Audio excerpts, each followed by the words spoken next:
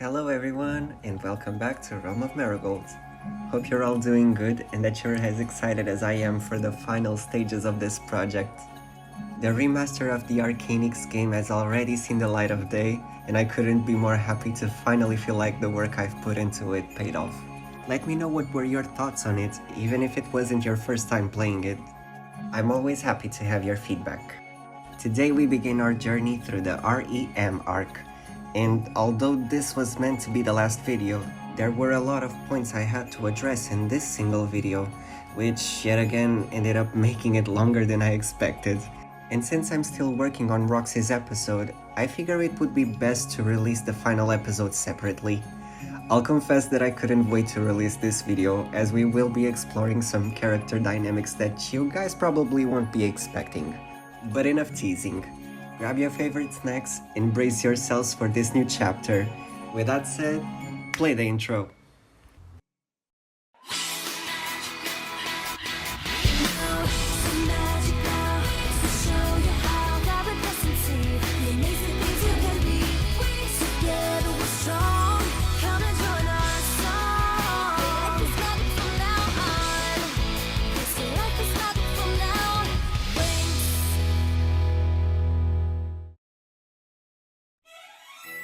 Episode 9, Lucid Dreams.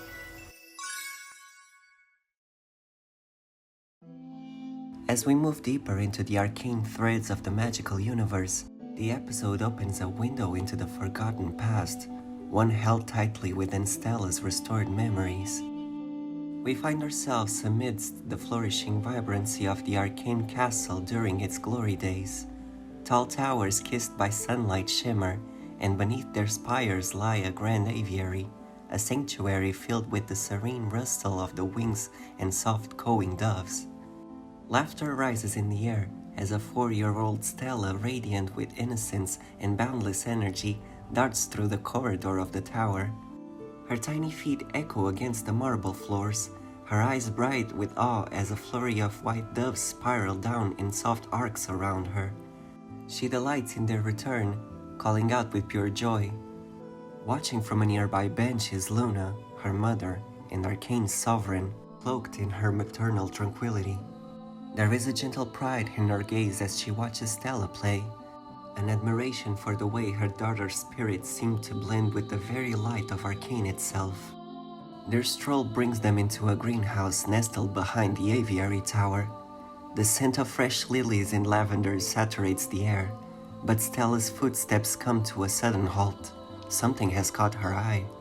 In the center of the greenhouse, displayed upon a stone pedestal, rests a crystal egg, unlike anything she's ever seen.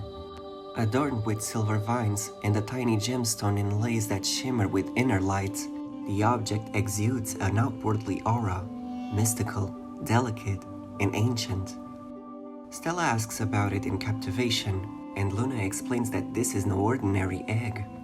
It's a magical relic, passed down through generations, cradling within it a creature yet to awaken. But its birth is not dictated by time. It waits for a calling, a resonant with a soul brave and kind enough to steer it into life. It is in essence a test of heart. The little princess listens with fascination. She wonders aloud if she'll ever witness it hatch, her voice tinged with hope. Luna, touched by her daughter's longing, assures her that she already possesses the qualities that might one day awaken it. At that moment, a new presence joins them. The light within the greenhouse shifts slightly as a woman in a shimmering, sapphire blue gown steps gracefully into view. Her complexion is pale and smooth, like polished porcelain, and her movements are refined. The sunlight dances across her silk dress, reflecting like ripples across glass. Despite her graceful demeanor, there is something veiled behind her glacial blue eyes, a depth of wisdom and secrecy not immediately understood. Luna introduces one of her oldest and dearest friend, Vera. She's introduced with warm familiarity, and immediately Stella senses the comfort of her presence. Vera carries herself with an elegant kindness, her voice smooth and melodic, as she exchanges pleasantries with the young princess. Stella, ever candid, compliments her beauty and suggests with a child's sincerity that she might call her Auntie Vera since she's so close to her mother. Luna is quietly moved by the exchange, watching her daughter's innocent affection spark joy not only in herself, but in Vera too. The laughter they share feels timeless. It is one of those golden moments that families treasure without realizing it at a time. Stella was relieved to see her mother smile. Despite her weak understanding of the world around her, she knew her mother had been less joyful since her and her father, King Radius, started to have frequent disagreements. As the three stand within the heart of the greenhouse, surrounded by glass and light, time itself seems to pause, and we drift back into a sudden silence. Stella kneels beside her mother's unconscious body, tears tracing down her cheeks as a storm of guilt and sorrow clouds her heart. The chapel is hushed, thick with the ache of what's been lost. She blames herself, her voice quivering as she wrestles with the belief that her mistakes somehow led to this. Luna rests motionless on the altar, her light dimmed by the price she paid. From the stillness, a gentle voice rises, like sunlight breaking through the fog. Stella turns, startled, and finds herself facing a soft golden yellow bunny. Its fur glows faintly, warm and reassuring. It's Rena, Flora's Arcanix animal, and her presence alone brings a subtle calm to the room. Rena approaches without urgency, her movements imbued with serenity. She acknowledges Stella's pain without judgment, her quiet strength offering comfort where words might fail. She explains gently that Luna's sacrifice, restoring Stella's memories and shielding them all from Cassandra's dark forces, had drawn deeply from both magical and spiritual reserves. Stella searches for Rena's expression, and hope does come, delicate and beautiful in the form of a small enchanted bloom. Rena plucks the moon flower from behind her ear, a rare blossom with pale white petals and luminous blue stamens that seem to shimmer with latent energy. Its power, Rena assures, can protect Luna and preserve her fragile spark of life. With trembling hands, Stella accepts the gift and places it carefully on her mother's chest, right over her heart. The simple act carries the weight of a promise that this fight is not over, that light may still return. Rena's gaze turns serious, warning Stella that the magic sealing the dream mirror, the last barrier keeping the darkness at bay, has begun to unravel. With Luna's hourglass no longer active, the protective seal grows weaker with every passing second. The threat of total corruption looms ever closer. Alarm spreads across Stella's features as she asks about the Winx. Rena hesitates, her ears dropping slightly. The news aren't good. After Stella left the courtyard, the queen herself appeared. Her power was overwhelming. With a single spell, she cast down the Winx, leaving them unconscious where they fell, and they've remained unresponsive ever since. Urgency ignites within Stella, and without another word, she and Rena run from the chapel. Just before she crosses the threshold, Stella glances back at her mother. Luna's body rests peacefully. Holding that image close, Stella whispers a silent promise and steps into the coming storm. As they reach the courtyard, the air feels heavy, charged with unease. Sprawled across the cobbled stone are the Winx, their forms still and pale. The sight knocks the breath from Stella's lungs. She rushes to them, calling their names, hoping to see even the slightest response, but nothing comes. The other Arcanix animals approach her, each carrying the weight of helplessness. They explain that no matter what they tried, the girls remain unconscious. Stella's mind races, her concern quickly turning analytical. Something doesn't add up. If the queen truly meant to destroy them, why stop here? Why leaving their unconscious forms lying exposed in the courtyard? The others pause unsure. The question pierces through the haze of fear. Stella's suspicion grows, as the animals point out that the queen wasn't physically in the courtyard, but rather as a specter. Maybe transferring dark magic to Cassandra came at a cost. Or worse, maybe this stillness is part of a larger plan. That's when the realization hits. Perhaps the queen wants them to enter the castle. All eyes slowly drift toward the towering structure beyond the courtyard. Arya, visibly rattled, begins to panic. The fear of what lies beyond those stone walls is real. Stella gently redirects her panic, assigning her a new mission: to stay and to watch over the fallen Winx. It gives Arya a purpose, and with a nod of gratitude, she agrees to remain behind, ears attuned to any approaching danger. With the others beside her, Rena, Blaze, Wade, and Link, Stella turns towards the castle.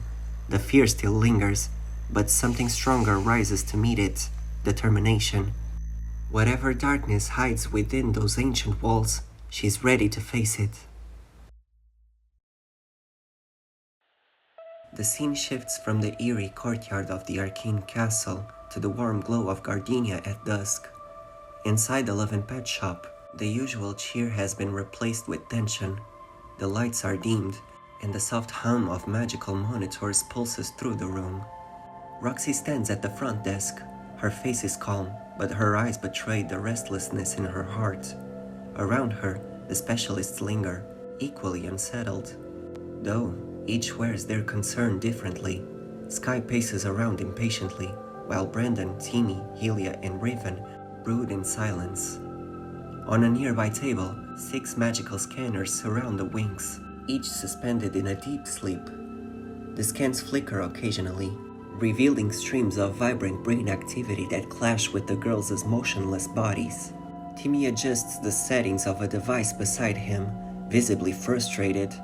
He can detect waves of neural energy surging through their minds, patterns that suggest that they are still conscious, just far beyond reach. Behind them, Brandon clutches Stella's Solaria ring. He's attached it carefully to a pendant on his neck, unwilling to leave it out of sight. It shimmers faintly, pulsing in sync with the scanners, almost as if it recognizes the girls' presence. Roxy's gaze catches the rhythmic flicker of the ring. Something stirs within her, something old and instinctual. She moves closer, her fingers brushing against the golden surface, and a subtle jolt of magic flickers in her palm. She turns to the others. While the boys wrestle with their limitations, confined by logic, machines, and fear, Roxy turns inward. There's a tug in her chest, a call through the magic, like a whisper reaching her from across dimensions. Then it clicks. A realization dawns on her. The ring isn't just a beacon, it's a gate, a key, a relic born of ancient teleportation magic, once used by Solarian royalty to travel vast realms. The specialists stare in surprise, and Roxy affirms that the girls have done an excellent job educating her, while her powers were still starting to develop. Her own white circle hums to life, matching the ring's energy. The magic between the two objects begins to resonate, like two frequencies aligning. In the background, one of the monitors lets out a strange bleep.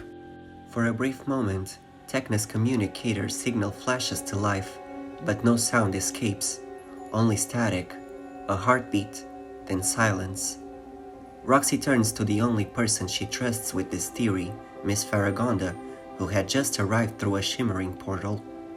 The headmistress surveys the situation quickly, reading the room with quiet gravity. She examines the tools Roxy has gathered, listens to her theory, and though hesitant, acknowledges the logic. The combination of ancient magic and innate empathy might just work if channeled correctly. Faragonda warns her, this isn't just a teleportation spell, it's a soul-bound journey. If Roxy's mind falters or the spell breaks mid-transport, she could become lost between dimensions, swallowed by the very dreamscape she's trying to enter. Roxy doesn't hesitate. After everything the girls had risked for her, she carries a depth of gratitude she wishes to repay. Gathering the ring and the white circle, Roxy stands at the center of the shop's spell circle. Her voice is steady as she recites Faragonda's incantation, her body surrounded by spirals of violet and gold light. The air grows still.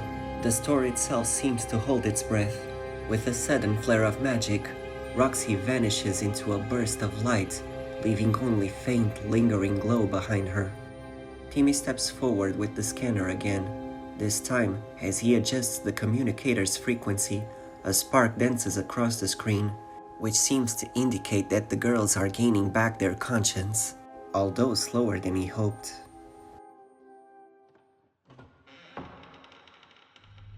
The great doors of the castle groan open. A dim corridor stretches out beyond the threshold, heavy with silence. Moonlight spills in through the fractured windows, casting uneven patterns along the cracked marble tiles. The castle breathes like something ancient and watching, its stillness broken only by the careful footfalls of those entering. Stella steps through first, her shoulders tense beneath the weight of uncertainty. Behind her follow the Arcanix animals, Blaze at her heel, his fiery body emitting a low warmth in the otherwise cold air. Rena bounces lightly beside her, alert but calm. Wade lumbers behind, his sturdy form silent but always observing. Link darts ahead briefly before pausing, ears perked. Inside, everything feels like time itself forgot this place. They gather in the center of the hall, surrounded by looming staircases, diverging halls, and fading murals that whisper of lost eras. For a long moment, no one speaks. Then Blaze breaks the silence with a low growl, not of warning, but tension. Rena's eyes scan the hall. There's too many paths. She hops to a nearby pillar, surveying each hallway like threads pulled from a frayed tapestry. Each corridor leads into darkness, but one lined with ornate sconces is lit faintly by a pulsating lilac glow. Stella's eyes narrow. She crosses toward an arch entry flicked by weathered banners, one still bearing the faint symbol of the Forgotten Queendom. Something about the air around it feels heavier, as if it leads to the heart of the castle. She stops at the archway and turns to the group. The unspoken question hangs in the air. They gather close, each of them sensing the pressure building beyond that corridor. The Queen is waiting, not passively, but deliberately expecting them. Stella exhales, her voice quiet but firm. They all know what this means. Splitting up is dangerous, but necessary. The throne room is the source, the confrontation they can't avoid. But sealing the mirror, that's the priority, and the key to stopping the Queen for good. They have to move fast and smart, Link adds. Wade points a stubby claw toward the upper staircase. Magic lingers there, faint but structured. A place of knowledge. A place they might need to further inspect. Stella agrees. If the mirror is restraining the Queen's powers, then maybe the library certainly holds a way to break it. Rena urges them to get going, and all animals agree. Blaze lingers for a moment, eyes locked with Stella's, before nodding and turning towards the stairs. Stella watches them go. The shadows seem to swallow them whole as they vanish up the spiral, but she doesn't falter. She turns back toward the corridor, the one that certainly leads to the throne room. The castle seems to pulse in response, sensing her decision. A chill races up her spine as she walks forward alone. Her footsteps echo softly as she enters a hallway adorned with crooked mirrors and faded tapestries. Her eyes catch movement, herself reflected. Her expression tightens, but determined, she passes by a tall mirror at the far end, its surface catching her attention with a rapt glint. Her reflection is slightly off, just enough to stall her breath. She steps closer cautiously, gaze locked with her mirrored self. Her shoulders stiffen, and she groans. Her eyebrows are uneven. Still, she wipes her thumb over her brow with an exasperated sight, muttering to herself under her breath. The tension shatters for the briefest second, humor wedged into horror like a flicker of a light in a storm. But even that fades, as something behind her reflection moves. We cut to the upper floors, dust gently cascading from the ceiling as the fairy animals reach the edge of a long corridor. Ancient wooden doors line the walls like the ribs of a giant beast. At the far end, two iron doors slightly ajar lead to the Forgotten Library. As they enter, the air is dense with magic. Shelves twist upwards into impossible heights, filled with volumes whose titles flicker and shift. The room glows dimly with a bluish hue, like moonlight underwater. A vast spiral of floating books circle at the center dome, rotating silently above. The animals fan out. Rena glides between the shelves, scanning unfamiliar glyphs. Link paws at a dusty tome titled Soul Stitches and Spectral Bonds. Rena hops onto a high shelf to peer at a larger book titled The Last Covenant's Deadly Sins. Its pages rustling open of their own accord. They exchange uncertain glances. Whatever they've stepped into, it's not just a library. It's alive, and it's waiting for them to ask the right question. Back in the throne room, the mirror steers, and Stella's reflection fades. The mist within parts like a veil, revealing a woman cloaked in lilac shadow. Her features are sharp, beautiful, and hauntingly familiar. She gazes out from the glass, lips curling into something between affection and menace. She delights herself with the presence of the Princess of Celeria herself. Stella doesn't flinch. Her eyes harden as her heart races. She calls out the Queen's cruelty, not just the nightmares, but the manipulation, the pain, everything she's done to her friends, and everything she tried to do to her. The woman on the other side tilts her head, sarcastically pointing out this is no way to talk to her auntie. Recognition sparks in Stella's gaze, a memory surface, a promise made in laughter years ago. She stiffens as the realization cuts through the tension like lightning. Vera smiles wider, answering with unshaken calm. Her words are measured, but laced with conviction. She speaks of purpose, of nightmare magic as a force of evolution, not destruction, stating that her own methods were never meant to harm, but to awaken. She reveals that the High Fairies saw vanity and cruelty rise among their people, and instead of using this to benefit all, they rejected, condemned, and exiled her. A betrayal by those two blinded by tradition to see the truth, and of her own friends. She never raises her voice. She doesn't have to. Stella listens, jaw tight. The connection between them hums in silence, but she doesn't step closer. She stays rooted and firm. The Queen grows more direct. Her tone sharpens, not in anger, but in clarity.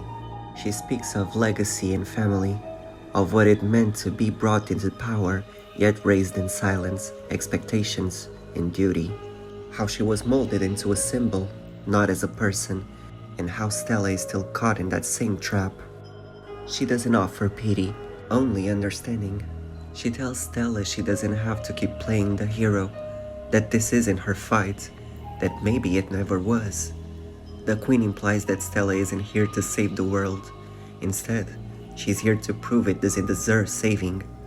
The words hang like smoke in the air, lingering. She offers Stella a place beside her, not as a servant or a weapon, but an equal, a partner, to rebuild, not from hope, but from truth. A new order where magic isn't watered down by sentiment, where nightmares don't have to be feared. And for a moment, Stella hesitates, not because she agrees, but because she understands.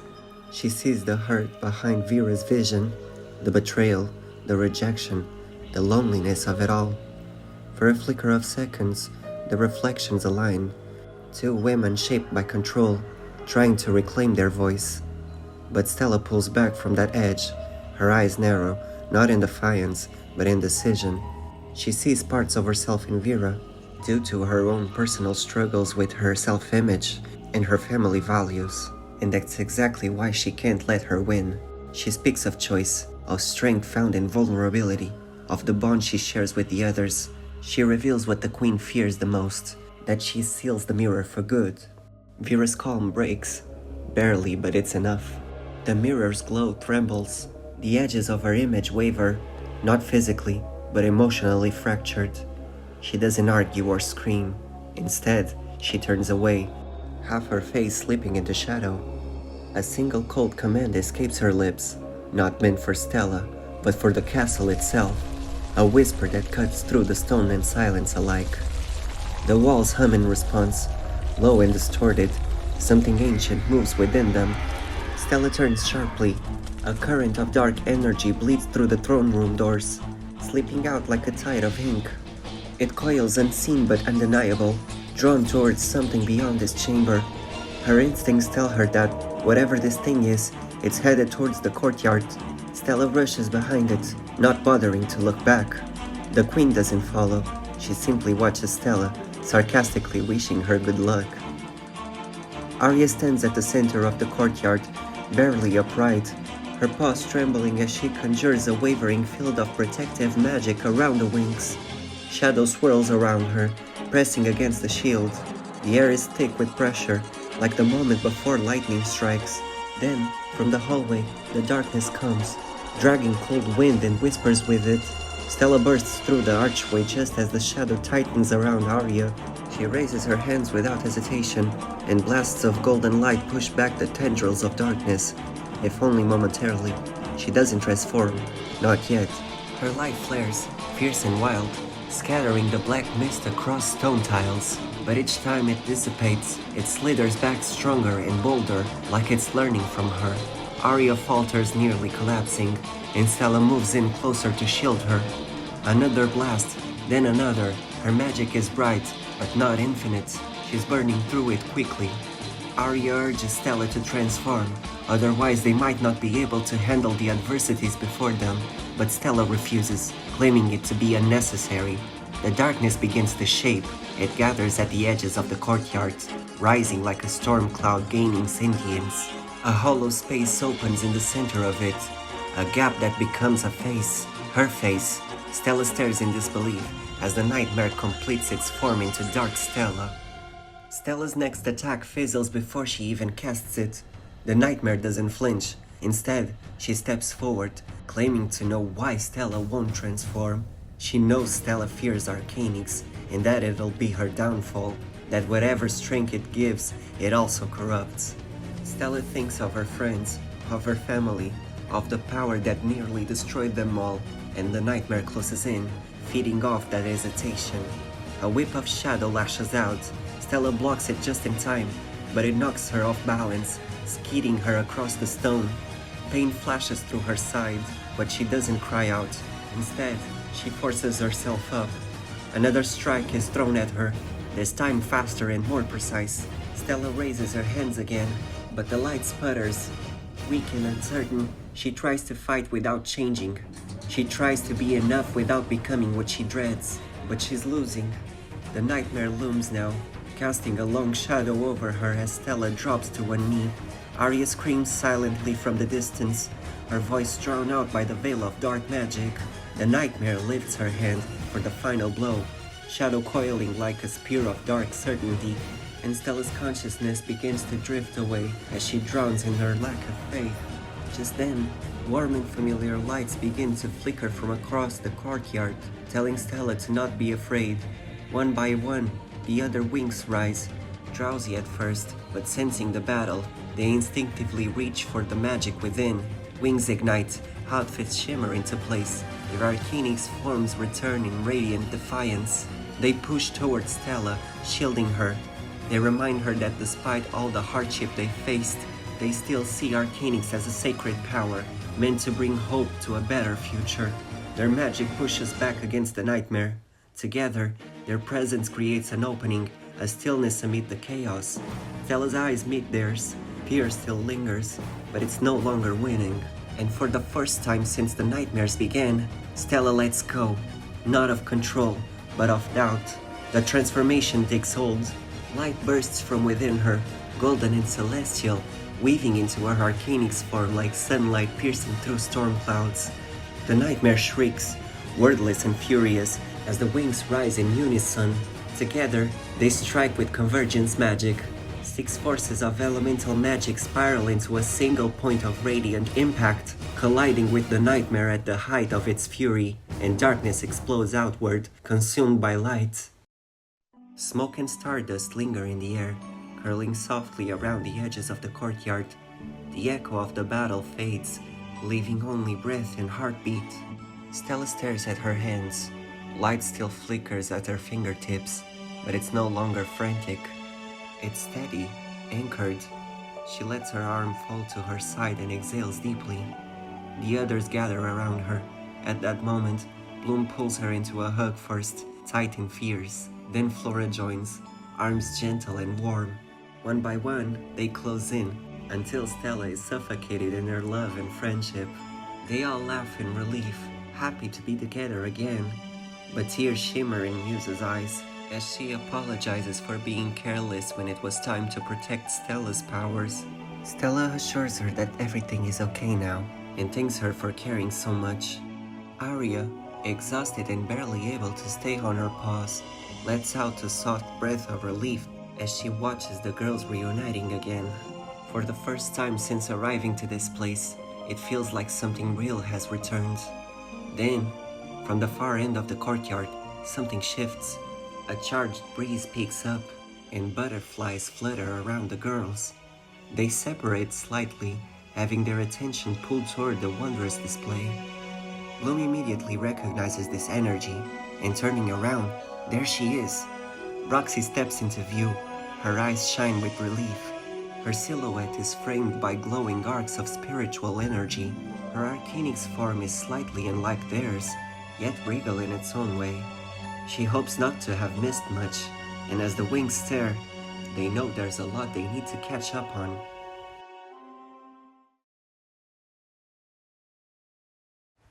Phew.